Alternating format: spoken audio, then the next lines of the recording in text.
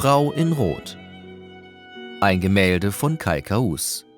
Bildanalyse von Kianusz Brox.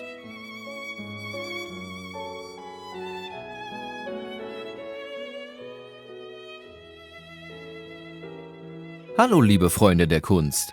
Das Werk, über das wir heute sprechen, trägt den Titel Frau in Rot, gemalt von Kai Kaus im Jahr 2010. Es zeigt eine Frau im Zentrum, umgeben von Chaos, Geschichte und Symbolen der Gewalt. Doch im Mittelpunkt steht nicht das Leid, sondern die Haltung, Würde, Unbeugsamkeit, Menschlichkeit. 11 Jahre nach der Entstehung kehrte Kai Kaus zu diesem Werk zurück. Er schrieb ein Gedicht dazu, zunächst auf Persisch, später ins Englische übertragen und brachte die englische Fassung direkt auf die Leinwand. Dieses Gedicht verleiht dem Bild eine zweite Stimme, eine Stimme, die still, aber unüberhörbar ist. Am Ende dieses Videos werden wir das Gedicht Vows in Shadow, auf Deutsch Gelübde im Schatten, in voller Länge hören, mit deutschen Untertiteln. Also bleibt unbedingt bis zum Schluss, um die ganze Kraft dieses Werkes zu erleben.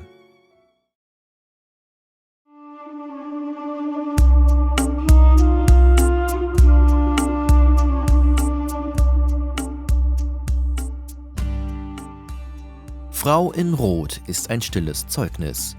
Es spricht von Leid und Würde, von Verlust und Bewahrung, von der unzerstörbaren Kraft des menschlichen Blicks. Es ist ein stiller Aufschrei, ein Bild, das Schmerz, Stolz und Erinnerung in sich trägt.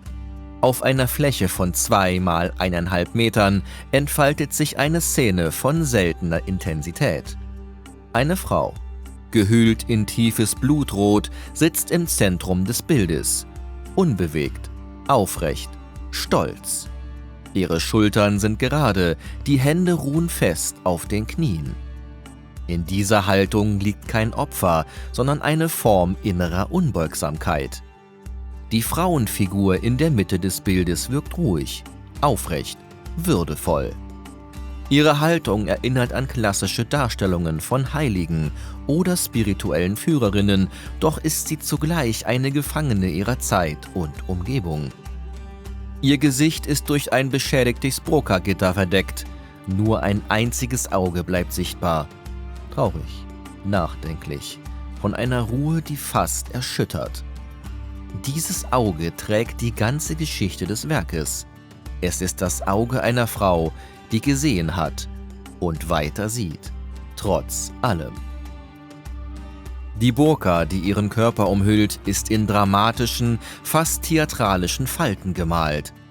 Sie scheint weniger ein Kleidungsstück zu sein als ein Symbol.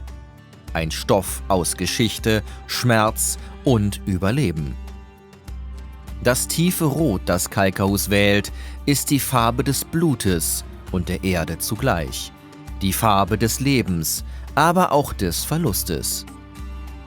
Es ist das Rot, das bleibt, wenn alles andere verschwunden ist.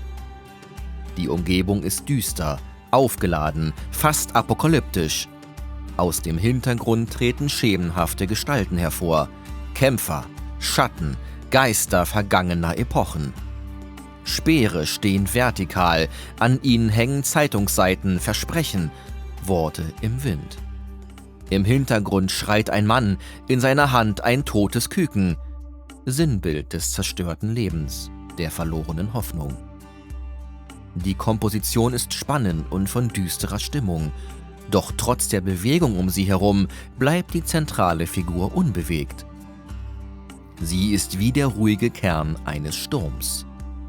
Ihre Haltung erinnert an die großen Buddha-Statuen von Bamiyan, jene stillen, uralten Zeugen, die 2001 von den Taliban und Al-Qaida endgültig zerstört wurden. Auch Kai Kaus' Frau scheint aus derselben Stille zu bestehen. Sie klagt nicht, sie verteidigt sich nicht, sie existiert. Und gerade darin liegt ihre Kraft. 11 Jahre nach der Entstehung des Gemäldes, im Sommer 2021, nach dem NATO-Rückzug aus Afghanistan, kehrte Kai Kaus zu diesem Werk zurück. Er schrieb: mit Hilfe eines Freundes, der Literatur und Poesie eng verbunden ist, ein Gedicht. Zunächst auf Persisch, später ins Englische übersetzt und trug die englische Fassung direkt auf die Leinwand auf. Dieses Gedicht verstärkt die Bedeutung des Bildes. Es macht die Botschaft des Werkes für westliche Betrachter verständlicher, ohne sie zu vereinfachen. Kaikaus öffnet damit einen Dialog zwischen Kulturen, Sprachen und Erfahrungen. Ein Dialog, der unbequem, aber notwendig ist. In diesen Versen spricht nicht Wut, sondern Enttäuschung. Nicht Hass, sondern eine tiefe, fast bittere Klarheit. Ihr spracht von Rechten, von Freiheit, von Licht, von Gerechtigkeit, Wahrheit, vom Ende der Pflicht, zu Schweigen und Leiden, doch jedes Wort war eine Lüge, ein Dolch, ein tödliches Ort. Diese Zeilen bilden das Herzstück des Gedichts. Kaikaus entlarvt hier die großen Worte der Moderne: Freiheit, Gerechtigkeit, Wahrheit als leere Versprechen, die in der Realität zu Werkzeugen des Schmerzes wurden. Diese Sprache selbst wird in dieser Passage zum Symbol der Täuschung. Worte, die heilen sollten, wurden zu Dolchen. Diese Verse sind kein Vorwurf, sondern eine erschütternde Erkenntnis. Sie zeigen, wie selbst die schönsten Begriffe ihre Bedeutung verlieren können, wenn sie ohne Verantwortung ausgesprochen werden. Unmittelbar danach folgt die nächste Passage. Ihr kamt nicht zu heilen, nicht zu bewahren, sondern zu brechen, zu teilen, zu verharren. Ihr rüstetet Fanatiker, schautet weg. Was ihr brachtet, brachtet uns ins Verderben, ins Dreck. Diese Worte sind kein kalter politischer Kommentar, sondern ein menschlicher Schrei, gefasst in poetische Form. Kaikaus spricht hier für eine ganze Generation, die den Preis für fremde Entscheidungen zahlt. Doch er schreit nicht. Er beobachtet, benennt und lässt die Wahrheit selbst wirken. Das ist die Kraft dieses Gedichts. Es beschuldigt nicht, es entlarvt. Er nutzt die Sprache wie Farbe, präzise, bildhaft, verletzlich. Jedes Wort ist durchdrungen von Erfahrung, vom Wissen um Verlust. Doch zugleich bewahrt das Gedicht eine leise Hoffnung. Die Hoffnung, dass Zuhören noch möglich ist, dass Empathie eine Form von Gerechtigkeit sein kann. Das Gedicht endet mit den Worten: Ihr macht Ideale zur Waffe der Macht, und wir zahlen den Preis für eure falsche Pracht.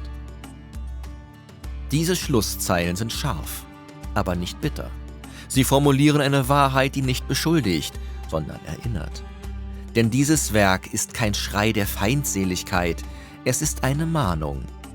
Eine Frau, die verschleiert und doch durchdringend sichtbar ist, trägt hier die Last einer ganzen Geschichte. Kaikaus malt und schreibt gegen das Vergessen. Er verwandelt Schmerz in Form, Verzweiflung in Würde. Seine Frau in Rot ist ein Protest, ja, aber ein protestierendes Gebet. Still, kraftvoll, menschlich. In seiner Verbindung aus Farbe, Komposition und Sprache entfaltet das Werk eine leise, aber unüberhörbare Wahrheit. Eine Wahrheit, die sich nicht in politischen Begriffen erschöpft, sondern im menschlichen Gefühl von Verantwortung, Erinnerung und Hoffnung.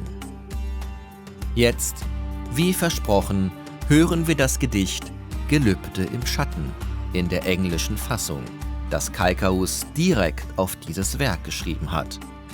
Worte, die das Bild erweitern und seine Tiefe spürbar machen.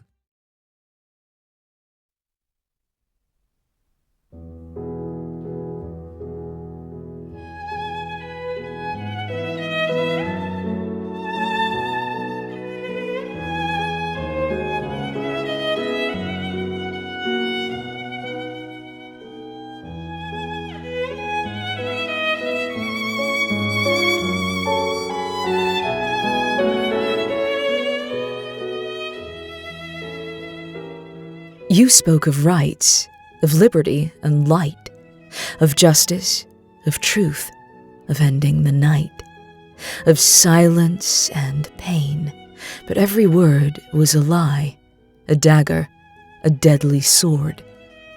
You came not to heal, not to defend, but to break, to divide, to bend. You armed fanatics, then looked away, as what you brought led us astray. A woman now veiled, forced to be mute. Once a teacher, strong and astute, now she says, quiet yet torn, "Thank you for the freedom we've lost and mourn." Thank you for rights, for hollow vows, for democracy drowned beneath your guise. What you left behind, fear, ash, and pain. Your progress was poison, masked as gain. You preach of peace with prideful face, yet shattered our home, left no trace of hope or trust. If you truly believe, why flee from the truth you perceive? You forged ideals as weapons of might, and we pay the price for your hollow pride, hollow pride.